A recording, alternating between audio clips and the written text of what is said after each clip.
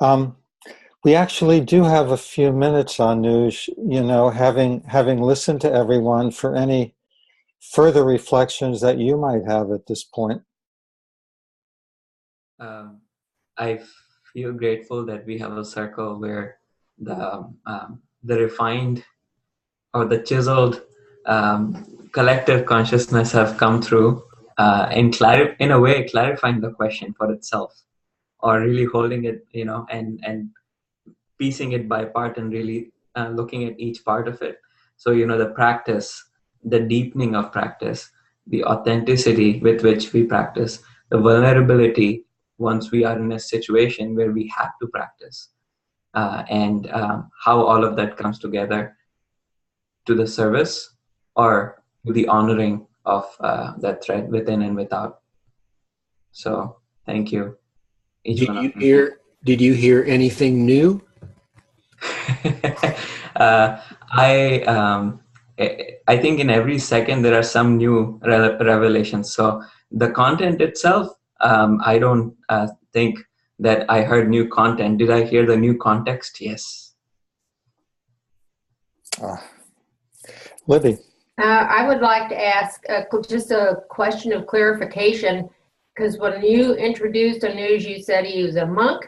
And did I hear you say that he was also a Protestant pastor? Did I hear that? Not a pastor, but a brother. I lived with, I was training to become one. I didn't quite follow through. You skipped over that part of your story so fast. I was just curious about how that came about. What? Great question. That feels like it's really far off the path from where you've ended up. Maybe not. No, I definitely. In some ways, I feel like my life in parts have been like the life of Pi, because I went through these experiments to. I followed love wherever I found it in some way. So in some time, it was in a Hindu temple and a mosque or a gurudwara, which is a Sikh temple, and then in a Christian brethren house. So what I did is I was reading and learning and practicing the Hindu way or the philosophy from India for some time, and then I needed to clean my board completely. There was a time when I think I was just too full with ideas and the religious piece of it, as opposed to really the practice. And so there was a time in life that I had to go away from it. And the way it happened is I was captured by Christianity, by the ideas, by the book, and the people who were practicing it. So I was a student at the time, and I was studying in a place called Gurgaon, which is closer to New Delhi in India. And I went out of the monastery and into a different monastery in a way. And I took baptism. It was the whole 9 yards. I took baptism. I went to the church and I studied Bible for some time and really tried to understand what's in there. And it was beautiful. I sang a lot of Christian hymns. I still love them for what I remember. And I feel like there is a common thread after doing that, after being through all these different religions. I feel there's a common thread. What attracted me to go there is the love of actually the people, the commitment that they had, and the love that they emanated, and the humanness of it. And what got me out of it is that there was a point where I grew out of the fact that that is the only way. And I realized that, with all kindness, with all love, there is still a fact which is not true, that it's universal, it's not the only way. And then I had to break out of it. And I never quite sat right with it. I would hear it and I'll be like, okay, I'll go along for a while. I'll keep training. I'll keep learning.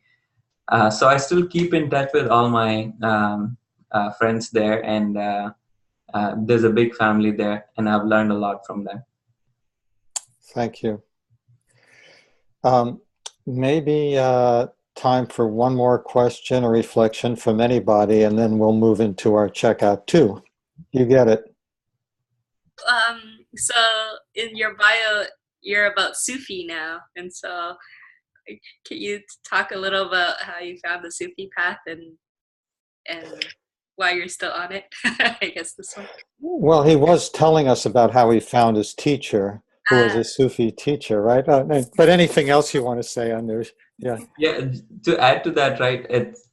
I don't think that that's the path, the Sufi path. I like to say that I'm learning that way of thought, but I have been given freedom to kind of be more human than a Sufi or a Christian or a Hindu at this point, through my teacher. So I think that's the beauty of it.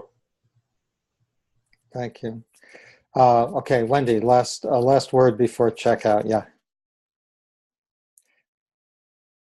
Thank you. This is beautiful. So Anuj, I would like to know how you hold all these pieces together within you and how you bring them forth in the world as you know, a one story, but especially how you hold all the different experiences and spiritual paths and teachers, how you hold that all. So one thing that I learned from different teachers is that there is only one me, and there is only one us. All of them said the same thing.